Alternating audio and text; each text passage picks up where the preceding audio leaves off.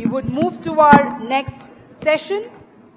And this one is a masterclass, how to sell your skills and win the world.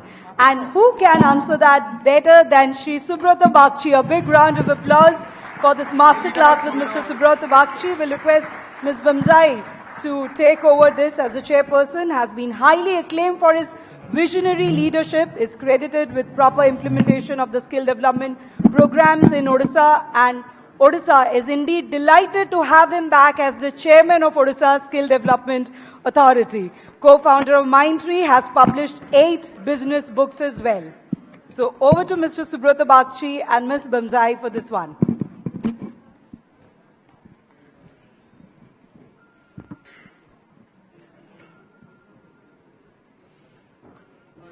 Hi, Mr. Bagchi. Yes. I think Odisha knows you better than anyone else, but I want to tell people how many things Mr. Bagchi has done. He's a writer, he's the co-founder of Mindtree, he's the head of Skill Development Authority, Odisha Skill Development Authority. And one of the most amazing things that you are is that you're a storyteller. And you're a storyteller of the human possibility. And I think that's what I find so fascinating about you. Not just your own transformation from a government clerk to founder of one of the biggest software companies in India, but also of the human potential of all the people that you've supported through the Skill Development Authority. And some of the stories that you've told me over the years are so fabulous. Of Muni Tega, the locomotive driver, and Basanti Pradhan, the goatherd's daughter. And these are amazing stories of unlettered, uneducated women working their way up, cycling to school, 30 kilometers, doing amazing things, becoming locomotive drivers, for God's sake, you know. And that human transformation and your ability to tell that and your ability to sell that and how you sell yourself is, I hope, what we're going to hear today. And it's such a privilege to listen to you. Thank you so much. So over to you. Yes.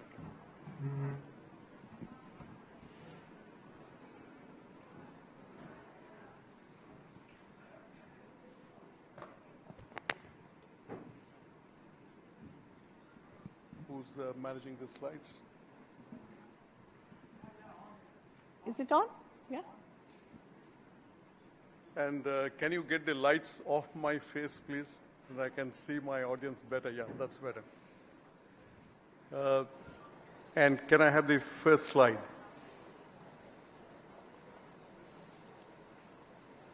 I don't know who's managing the slides here. Are you getting all that? Yeah. I'm really grateful, and as they're setting up the slides, I would like to thank Kaveree for inviting me here today, and of course Sri Chawla. When Kaveree asked me to speak on this subject, actually the title has been chosen by her, and somebody is really fond of me. I think he wants that light off. Can somebody just switch that off, please?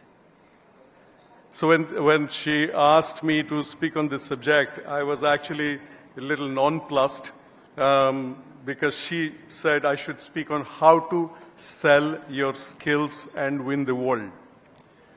So the 3 elements here, how to, first of all, you have to have a skill. It's not enough to have the skill. You must, in today's hyper-competitive world, be able to sell your skills, but with the end goal that you have to win the world. So there is skill, there is sell, and there is win the world. 3 distinct things. So I said that I could give a management lecture here on this subject, but that will probably bore you to death. But then I remembered Steve Jobs had said that looking backwards, you can connect the dots. So I said, look, Subroto Bagchi, what did you do to skill yourself? What did you do to sell your skills? And did you win the world? So I asked myself that question. And in the process, I threaded together a few things. I must first of all give a refrain here that what I'm going to share with you is somewhat autobiographical, but that is only to deliver a few messages, and it is not to position myself, so please take it with a pinch of salt. And the other important thing to know is that I am who I am today because of this land, because of this air, and because of the water of the state of Odisha. So let me start by first of all telling you that how does this change?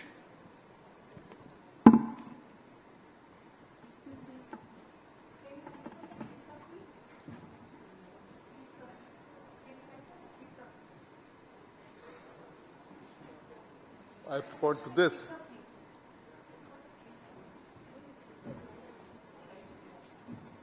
Okay. So the most important thing to be able to sell your skills is to show up. Okay. First of all, you have to show up. And when you show up bravely, that's really half the job done. And no guesses here as to who that animal is. Okay. That's me at the age of 8. I was raised in the tribal districts of this state, and I didn't go to a school till the age of 8 because there are no schools nearby. So the first time I was sent to a school was in a school in Bhubaneswar, but that was for a short time of 1 year. And then in 5 years, I changed 5 schools. So when you change schools, you are really, it can be a stressful thing because you need to make new friends, people have to accept you, and so on. So I figured out that when you change schools, you have to basically show up and take part in different competitions. It doesn't matter whether you are able to compete or not, but just show up. So what happened was that in my 5th class, there was a debate competition going on in the Bani Bihar High School, which was open only to students of 9th onwards. So I went to the headmaster and I said, I want to be part of this debate competition. So he was very amused. And as a 5th class student who was saying, I want to be in a debate competition. So that was an act of bravery, actually. And it was an act of greatness on the part of the headmaster that I was given a special prize, not because I told something sensible or I fought against the 9th, 10th, or 11th class students. They were infinitely more wise than me. But I was cute. This little boy was cute and wanted to say something. So you know what? They gave me a special prize. And that actually one day led me to be here. So don't ask me how I lost all that hair, okay? So don't focus on the hair. Now, the interesting thing is that because I had done that, okay, because of that act of bravery, that I came here. And this obviously is the great man, Biju Patnaik, giving me a inter-college debate competition prize. And then that led me to other things, including getting the Chancellor's Cup prize here. So while we are going to be brave, we need to also say, I'm not going to settle for less. Now, the interesting thing is that we have to connect the dots, like I told right at the beginning, and we need to be able to, while connecting the dots, we have to look into the future and build memories for the future. Let me explain that to you. While I was doing all the debating, I also became an Ncc Cadet. And this was the time right after the Indo-Pak War in 1971. There was a lot of discussion about, the Americans coming in first to the 7th Fleet, and then the setting up of the American Air Base in Diego Garcia. So I was reading all that up, and I was just a college student, but I was taking keen interest on this entire going on in the middle of Indian Ocean, where the Americans were setting up an air base. So I read up every single detail on that. And, one of the things that I have seen for us to succeed is we must have imaginary conversations. we must have imaginary great conversations. We must imagine that we are in conversation with somebody about a great subject and have that imaginary conversation. So I used to have this imaginary conversation in my head about Diego Garcia. And then one day I ended up doing paratrooping on behalf of the state, and then that led me to go to the Republic Day camp, and I was told that there's a competition to be the best cadet of the country, and for this 4 people will be shortlisted, and these 4 people will have to go through an interview by the Services Selection Board before the general will choose one among these 4 to be the best cadet of the country. So here I go, and as I entered the tent where the Services Selection Board panel was sitting, the first question they asked me after sitting me down is, Mr. Bagchi, have you heard about Diego Garcia? Okay. And then I told them for the next 5 minutes, what is the length of the runway of Diego Garcia? Number 1. Number 2, I told them how much time it will take for a B-52 bomber to take off from there, bomb Delhi and go back without refueling, mid-air. Okay. I told them the history of Diego Garcia as to how did the Americans buy that and from whom. So the panel didn't know what hit them. Okay. So needless to say, that brought me here.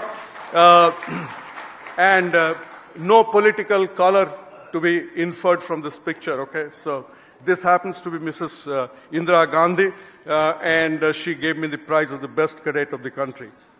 Now,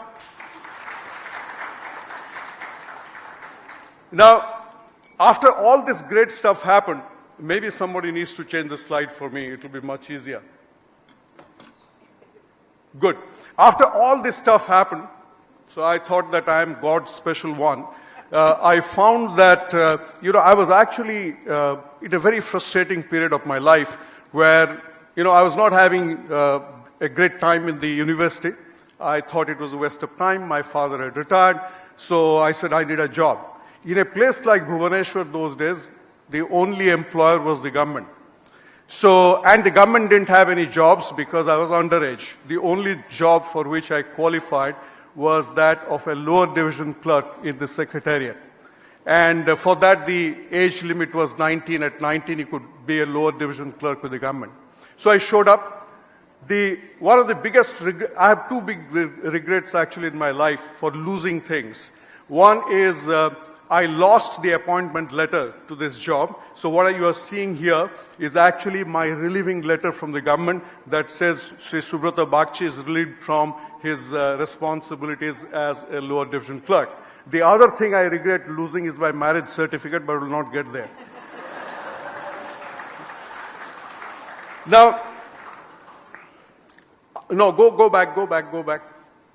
I'm very proud of this.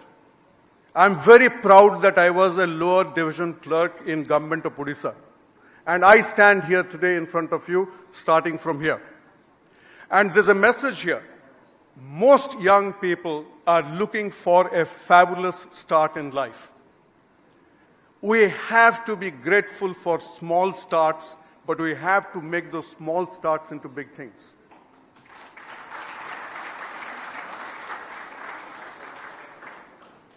From this, when I was relieved from the secretariat here, after a year, I was actually interviewing for a job as a management trainee by the 7th largest industrial house in the country at that time, which happened to be DCM.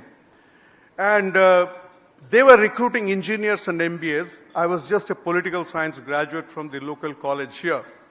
So I was necessarily at a disadvantage. I don't know how I ended up going to the final round of interview. And I was extremely eager that I needed this job. And the interviewer asked, Mr. Bagchi, what can you do for us? I said, sir, I'll sell ice cream to the Eskimos if you want me to go and sell ice cream to Eskimos. I think the world has many competent people, but the world needs eager people. And younger you are, you have to be extremely eager. People really value eagerness in a young person. So I got that job and went on there for 5 years. Life wasn't all hunky-dory. I got into some real good successes there and some real real lows there in that job. A time came when I was on the verge of getting fired because my boss was getting fired, so I was getting caught in the crossfire between him and his boss. So that is the time that the Indian IT industry was coming up. I'm talking about 1981. The Indian IT industry was a garage industry at that time. Can we change the slides, please? So I went and sought for a job in an IT company. And here I was, a political science student who had broadly 5 years of general administration experience in a textile mill in Delhi and showing up to get a job in an IT company. I got the job. But then I didn't know how to spell the word computer. So how do I do it? Now, I was surrounded by outstanding engineers with IIT education, and I would massage their legs in the evening. Okay? I was the chotu to them. I would run and get them a cup of tea so that they could explain to me the bits and bytes. They could tell me what is an operating system and what's an application software. And they told me about semiconductor technology and how chips are made. So I was the best beggar in the world. To succeed, you need to have the ability to receive. And I was begging. I would do anything to learn something because that other person knows so much more, and that other person is not obliged to give his or her secrets to me. So I need to have an open hand because only then people will put something in my hand. So if the world comes to an end and all of us needs to beg, I can tell you that I will be probably one of the best beggars in the world. So be a great beggar. Now, after success for many years in the IT industry, people pretty much, never, it occurred to them that I came from a political science background. The entrepreneurship bug got onto me. And at the age of 28, along with few others, we started a company called Project 21. I don't know if the picture is looking good to you on that screen. Does it look good? Okay. So this is actually a beaten down house in Calcutta that I recently revisited. Mrs. Lekhi was talking about her father-in-law going to find out, Indonesia. So it was a visit like that. After good 40 years, I went to see the place where I had started my first company, which struggled for 3 years and then closed down. So what you see behind me is a signboard set up by the Calcutta Municipal Corporation that reads in Bengali that this is a dangerous building. Okay? This is a dangerous building, not because we started there, but because, it is basically crumbling. Now, all of us are looking for magic, but magic is a lot of hard work. And the search for magic often leads us to failure. And we need to tell ourselves that failure is a good thing, but when we fail, we must fail brilliantly. We must fail so well that the whole world shows up and says, oh my God, what a brilliant failure. So this was a brilliant failure. 3 years, couldn't pay salaries, couldn't get money to take home. The landlord would come and, ask awkward questions in the beginning of the month.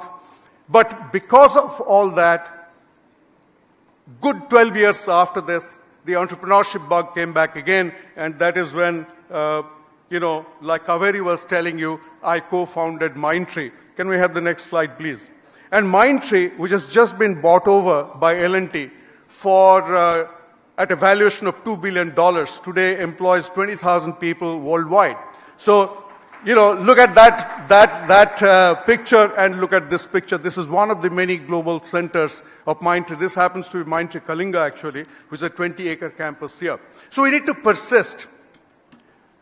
It's not enough that you have this skill. It's not enough that you are willing to sell it. But it's not the job of the world to make you succeed in the first time round. So this happened. So given this, I began to actually step back and think of Kaveree's question about winning the world. What is the idea of winning the world? When we talk about winning the world, young people are actually thinking about becoming famous. Okay? famous. So what makes you famous? Now, Kaveree has been a famous editor at India Today, but actually by doing that job exceedingly well, she has not become who she is. So that takes me to the next slide. And this is a very important self-realization that I picked up. Can you change the slides, please? So here is my self-realization that you will actually never get famous by doing something brilliantly. She did that editing job brilliantly. But she was very famous because she is among the probably 5 living people in the country who are authorities on Hindi cinema. You ask anything about Hindi cinema, this lady knows it. So the issue is, in today's world, let's say Flipkart or Amazon comes and delivers you a packet on time, and this is fantastic, but you paid for it. What's the big deal about it? So by doing your job exceedingly well, you don't get any brownie points. You have to do something over and above that. So if we go to the next slide, now you would look at me and say, if all I did was IT stuff all my life, I don't think you would be here to listen to me. You actually are listening to this man because I wrote these books, which was not my key result area, and it took a long time to write these books, I must tell you.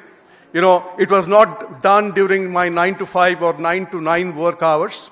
Okay, one was doing that late night, early mornings. And as a result, I could never play golf in my life. And I was never a member of any club. So this requires hard work, as the writers in the audience will tell you. And because I did something over and above what I was paid for, that you are listening to me. So you will not become famous. You will not win the world by doing something brilliantly. You have to do something over and above that. The next important thing, and may we please move on to the next slide, is the idea about biodata. Young people obsess about the biodata. And the mission statement there says, I'm looking for a challenging job in an environment which will foster my creativity. Okay? Challenging job, fostering creativity, all that stuff. I think biodatas are obsolete. We need portfolios. The idea of a portfolio came originally from fashion models. A fashion model doesn't actually show anybody any biodata. She or he carries a portfolio and says, this is who I am. Same thing happens with architects.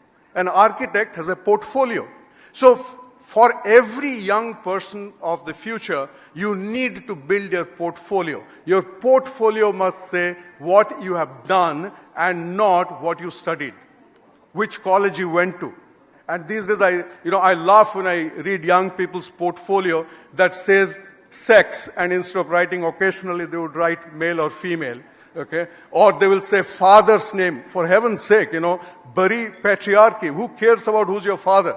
Or they will even say, and this is pre-Hindutva, they would say religion. Who cares about your religion?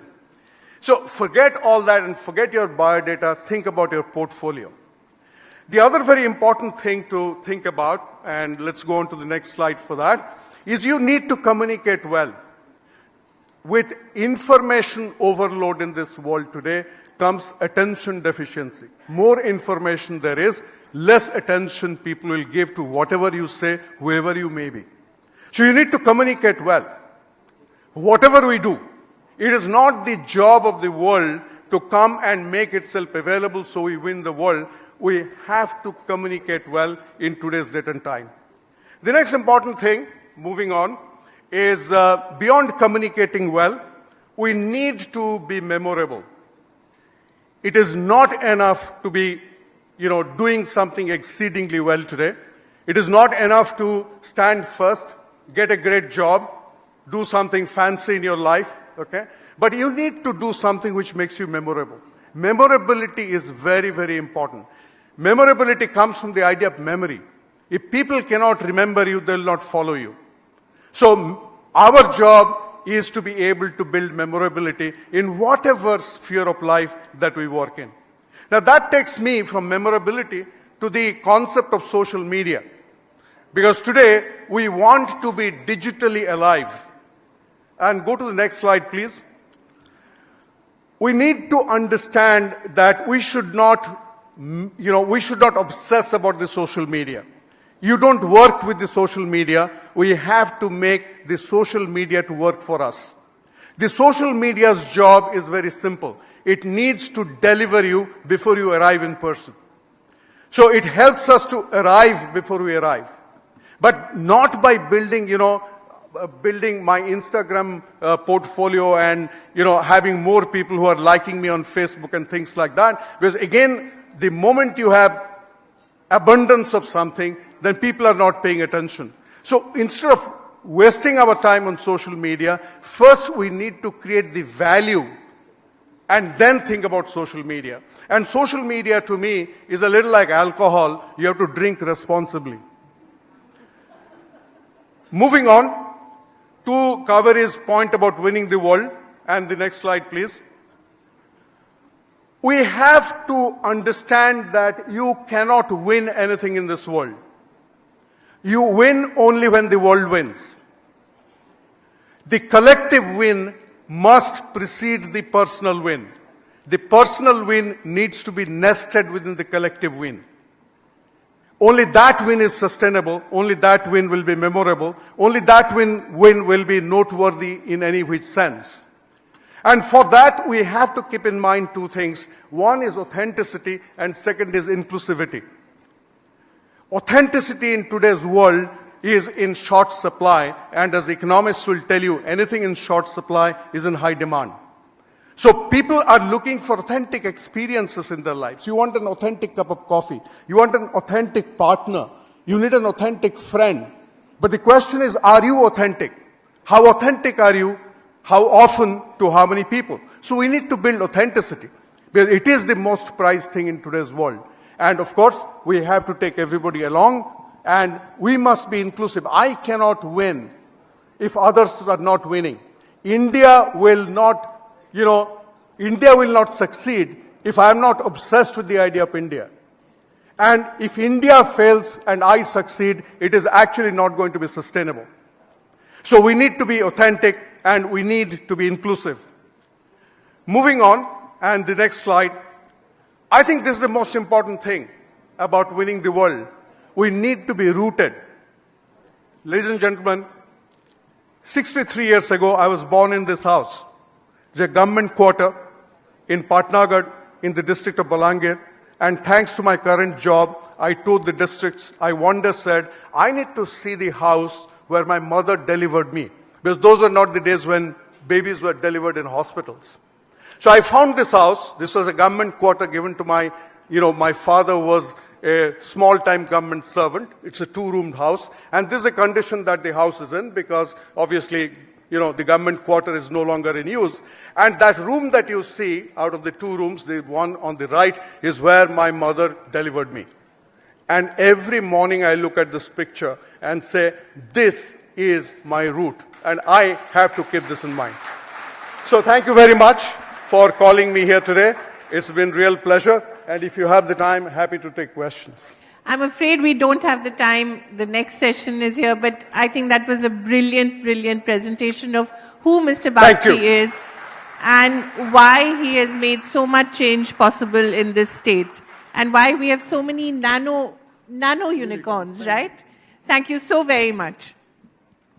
All right, could I now request Mr. Shavla to please come on stage and felicitate Mr. Bagchi with the memento as a token of appreciation.